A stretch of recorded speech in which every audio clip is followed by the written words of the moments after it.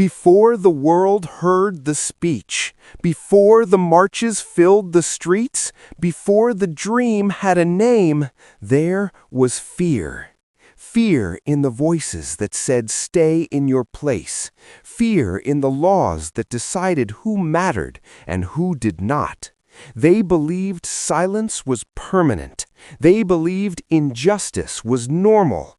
They believed power could not be questioned.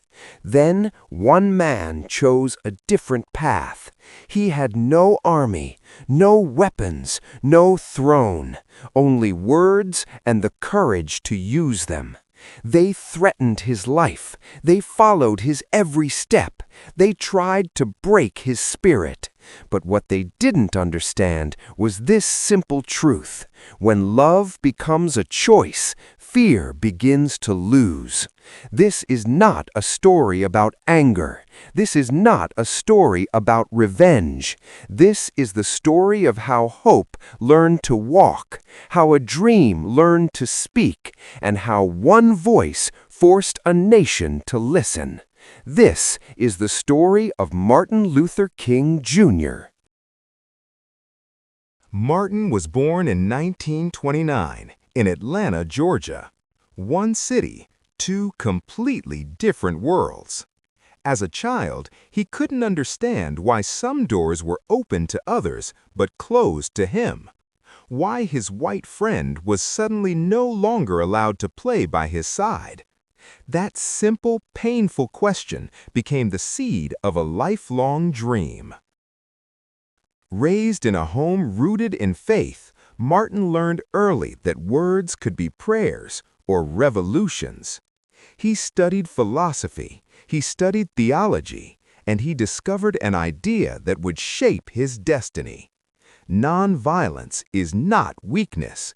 It is courage without hatred. He did not want to defeat people. He wanted to win with them.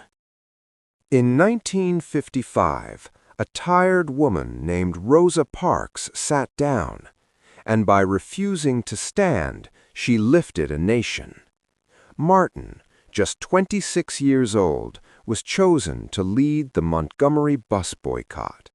For 381 days, people walked instead of riding, not because they had no choice, but because dignity was worth every step.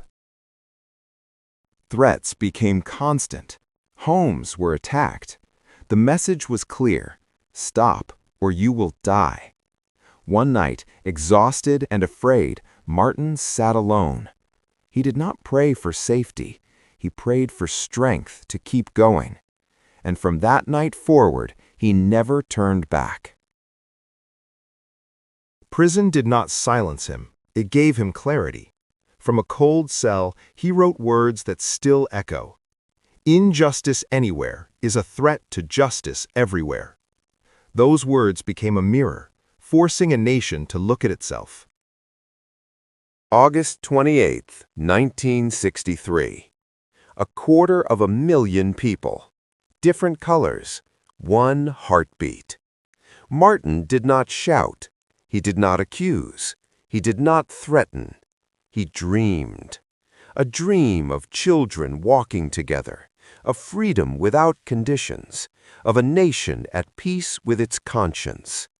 In that moment, the dream became global. As the dream grew, so did the danger. Martin was watched, followed, hated. But he understood a simple truth: light is always threatening to darkness. And still, he walked forward. A single bullet ended a life, but not a dream. The world mourned, cities cried, history paused. Yet something remarkable happened. The dream survived. Martin Luther King, Jr. never asked to be remembered. He asked to be continued. Every time someone chooses compassion, every time someone speaks truth peacefully, every time someone stands without hate, the dream lives on. These stories are not just about the past. They are about us, Follow for more stories that remind us who we can be.